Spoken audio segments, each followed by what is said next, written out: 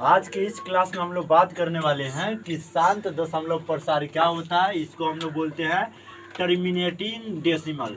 इसको हम लोग सबसे पहले परिभाषा भी जानेंगे और प्लस में ये भी जानेंगे कि इसके बनाने का कौन सी तरीका को हम लोग अपनाएंगे। और इसकी 3 को बातें हैं, पहचानने का ट्रिक भी है कि आप एक बार में संख्या को कैसे अंदाजा लगा सकते हैं कि वह संख्या शांत है या अशांत है। लेकिन आज जो बात होगा टोटली रूप से शांत दशमलव प्रसार के बारे में बात होगी। ये क्या होता है? शांत का मतलब जो पूरी तरह से कट जाए, टर्मिनेट कर जाए, मतलब जिसमें शेषफल ना बचे। दशमलव प्रसार किसे कहते हैं? मैंने परिभाषा लिखा है, जिस संख्या का शेषफल मतलब रिमाइंडर का वैल्यू शेष का मान 0 हो जाए, 0 हो जाए, 0 प्राप्त, तो वह संख्या आपका शांत दशमलव प्रसार कहलाता है। जैसे एक उदाहरण लिया गया है 10 बटा कितना 2। आप जानते हैं कि ऊपर वाला को अंश कहते हैं, नीचे वाला को हर कहते हैं। हर से हमेशा हम लोग डिवाइड करते हैं, किस में? अंश में। अब जब इस यहाँ पे भाग लगाएंगे तो आपको प्राप्त होगा 2 पंचे 5 मरतबे लगेगा। 2 पंचे कितना 10, 0 0 कैंसिल, 1 1 कैंसिल, मतलब क्रॉस का मतलब ये हुआ कि यहाँ पर शेषफल क्या बच गया 0। मतलब काटने के बाद जो आपको संख्या प्राप्त हो रहा है वह 5 है, जबकि यहाँ पर शेषफल का जो वैल्यू है ना वह आपका 0 के बराबर है। तब आपको समझ में आया होगा कि दशमलव भिन्न 2 प्रकार के होते हैं, एक परिमेय भिन्न और दूसरा अपरिमेय भिन्न। परिमेय भिन्न के 2 तरह से डिवाइड किया गया, शांत दशमलव प्रसार और दूसरा अशांत आवर्ती। और अपरिमेय संख्या के 2 एक प्रकार होता है, अशांत अनावर्ती। तो जिस भाग में शेषफल 0 बच जाए, जिस भाग में शेषफल 0 बच जाए, शांत दशमलव प्रसार। लेकिन याद रखिए आपके क्लास 10वीं में इस परिभाषा से कोई मतलब नहीं है। ये लोअर क्लास में पढ़ा जाता है, जैसे कि 8 क्लास 9th क्लास में ये पढ़ा जाता है, समझे कि ना समझे? इस परिभाषा से आपको यहाँ पर कोई मतलब नहीं है। आपको क्लास 10वीं में ये चीज सीखना है। ये 3 पॉइंट यदि सीख गए तो आपका प्रश्नावली 1.4 आपसे बनने लगेंगे, ठीक है? तो ज्यादा फोकस हम लोग को इस पे सीखना है। यहाँ पर भाग के अर्थ से ये समझना है कि शांत दशमलव प्रसार होता क्या है, ठीक है? यहाँ पे 4820 में डिवाइड करना है, कितना से? 5 से। 5 डिवाइडेड 4 8 2 0 लगा दीजिए। 5 नमा कितने हो जाएंगे? 45 प्राप्त हो जाएंगे। 8 में से 5 गया 3, 4 4 आपका कैंसिल हो जाएंगे, ऊपर से 2 उतारिएगा। 5 6 आपका 30 प्राप्त होगा। 2 में से 0 जाएगा, आपका 2 प्राप्त होगा, ठीक है? और 3 3 आपका खत्म, ऊपर से 0 उतारिएगा। 5 चौका कितना होगा 20। कट्टों का मतलब भी 0 होता है, या आप डायरेक्ट क्या लिख सकते हैं, भाग में हम लोग घटा देते हैं। 20 में से 20 गया, आपको प्राप्त हो गया 0। मतलब यहाँ पर तो कट गया है आपका कितना मरतबे 964। तो ये हो गया आपका भागफल, ठीक है? लेकिन यहाँ पर जो आपका शेषफल प्राप्त हो गया वह 0। और अभी हम आपको बताएं, किसी संख्या में आप भाजक से भाज्य में भाग लगाइए, यदि शेषफल आपको 0 प्राप्त हो रहा है तो आपको समझना चाहिए कि वह संख्या शांत दशमलव है। क्लियर है? कैसा दशमलव? शांत दशमलव।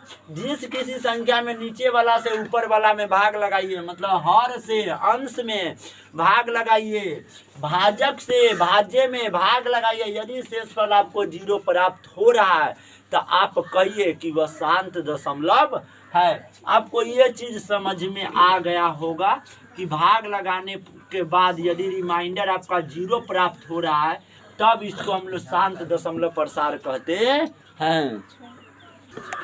चलिए, हमारा कुछ VBI कंसेप्ट ये है कि हम लोग को यहाँ पे सीखना ये है, ठीक है? ये ट्रिक के माध्यम से हम लोग क्वेश्चन को सॉल्व करेंगे। जैसे कि हम लोग कुछ उदाहरण लिखा है। पहला बात है कि आपको अभाज्य गुणनखंड निकालने आता होगा। सबसे पहले इस चीज से निपटिए। 3/4 है, हर में आपका कितना है 4 है। 2/25 है, हर में कितना है 25 है। 9/100, 100 में आपका, तो आपको हर का एलसीएम तोड़ना है। 4 को एलसीएम तोड़िए, तो 4 के एलसीएम मतलब समझते हैं ना, लॉसा निकालना है। क्या निकालना? लॉसा। 2 मरतबे लगेगा। 2 से 4 क्या दिया 2, फिर 2 से 2 क्या दिया 1। आप मतलब इस 4 का अभाज्य गुणनखंड जब निकाले हैं, अभाज्य गुणनखंड निकाले हैं, तो याद रखिए 1 को छोड़ दीजिएगा, 1 का कोई अर्थ नहीं होता। अभाज्य गुणनखंड जब 4 का निकाले तो कितना 2 आया, 1 2 2 2। क्या इसको पावर के रूप में लिखा जा सकता है? 2 को 2 में से 1 को 2। आपको सिखाया गया होगा कि अभाज्य गुणनखंड के गुणनफल के रूप में कैसे लिखा जाता है। तो 1 2 1 2 पावर कै को 2, 2 को 2। तो इसी प्रकार आप 25 को तोड़िए, तो थोड़ा जब 25 को याद रखिएगा, हमेशा हर को ही तोड़ना है, अंश को नहीं तोड़ना है। फिर 5 से लगाइएगा तो 5 पंचे 25। आपको 25 का अभाज्य गुणनखंड प्राप्त हो गया। अभाज्य गुणनखंड कितना 5, 1 2, इसको लिख सकते हैं 5 और 1 को 5, 1 को 5, 2 को 5। उसी प्रकार जब आप 100 को तोड़ेंगे, 100 का अ से याद रखिएगा अभाज्य और गु से याद रखिएगा गुणनखंड। जब 100 का आप फैक्टर तोड़ेंगे, ठीक है, मैं यहाँ पे तोड़ के आपको दिखाते हैं।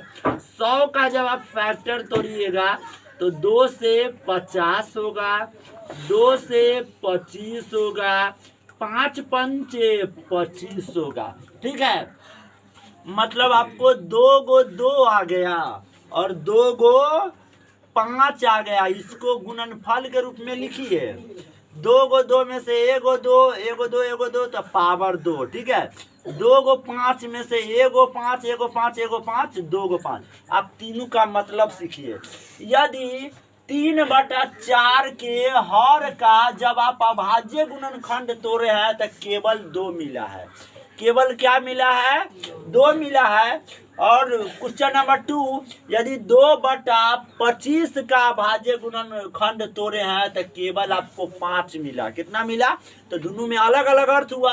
एगो में केवल 2 मिला, एगो में केवल 5 मिला। और हमारा तीसरा क्वेश्चन ऐसा है जेकर 100 का अभाज्य गुणनखंड निकालने के बाद 2 भी मिला और साथ में 5 भी मिला। ठीक है, तो हम लोग कहेंगे कि जिस हर के अभाज्य गुणनखंड निकालने के बाद या तो केवल 2 मिलेगा तैयो शांत, या तो केवल 5 मिलेगा तैयो शांत, या 2 और 5 मिलेगा तैयो शांत, या 5 आगे हो जाएगा और 2 बाद में हो जाएगा तैयो शांत।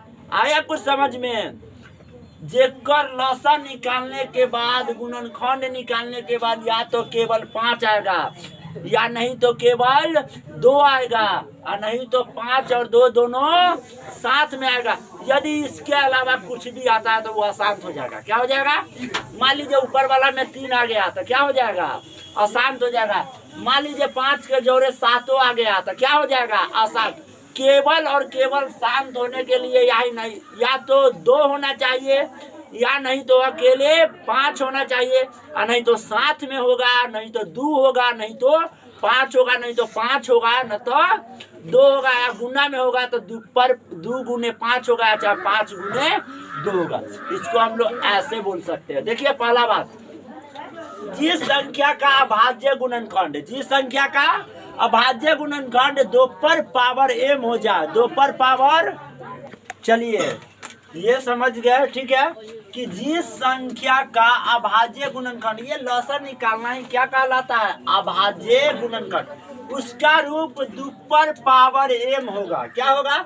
जैसे कि यहाँ पर आपका 2 है ठीक है। और दुपर पावर m कहने का मतलब उसके आधार में हमेशा 2 ही रहेगा और पावर में कुछ भी हो सकता है, कभी 2 होगा, कभी 3 होगा, कभी 5 होगा, कभी 9 होगा, कभी 20 होगा, मतलब m के जगह कोई संख्या होगा। मैंने लिखा भी है m के जगह कभी 1 हो जाएगा, 2 हो जाएगा, 3 हो जाएगा, 4 5 6 डॉट डॉट का मतलब कुछ भी हो सकता है। ये तो लॉसन निकालने के बाद मालूम पड़ेगा, ठीक है। दूसरा हमारा ये है कंसेप्ट कि जिस संख्या के हर के अभाज्य गुणनखंड, मतलब एलसीएम निकालने के बाद आपको कैसा रूप प्राप्त हो, 5 पर पावर n। देखिए ये 5 है, याद रखिएगा। नीचे वाला को हम लोग आधार कहते हैं, आधार में हमेशा 5 होना चाहिए और पावर n के जगह कोई भी नंबर हो सकता है। जैसे कि n के जगह कितना है, 2 है, n के जगह 1 भी हो सकता है, 2 भी हो सकता है, 3 4 5 डॉट डॉट आदि। तीसरा हमारा कंसेप्ट यह है इस उदाहरण का 9/100 का जिस संख्या के हर का भाज्य गुणनखंड 2 पर पावर m गुने 5 पर पावर n हो जाए। तो सुनिए ये जो है आपका क्या है, 2 पर पावर m गुने 5 पर पावर कितना है, n है। m के जगह 2 है, n के जगह 2 है। ये जरूरी नहीं है कि पावर सेम में रहेगा, कुछ हो सकता है। 2 पर पावर 11 गुने 5 पर पावर 52, समझे कि नहीं समझे। m के जगह n के जगह अलग अलग आपको संख्या मिलेगा, एक रंग भी संख्या मिल सकता है, लेकिन याद रखिएगा 2 5 के अलावा और कोई संख्या नहीं होना चाहिए। इसको दूसरा तरीका से भी लिखा जा सकता है, 2 पंचे 10। यदि 10 पर पावर m है तो भी शांत होगा, या 10 पर पावर n है तो भी शांत होगा, क्योंकि 10 का ही तो आप गुणनखंड निकालते हैं तो आपको कितना प्राप्त होता है, 2 और 5, 2 पंचे 10। तो जिसमें 2 5 शामिल होगा वह 10 होगा और ये बन करके आपका तैयार हुआ। बाकी for the rest all the best.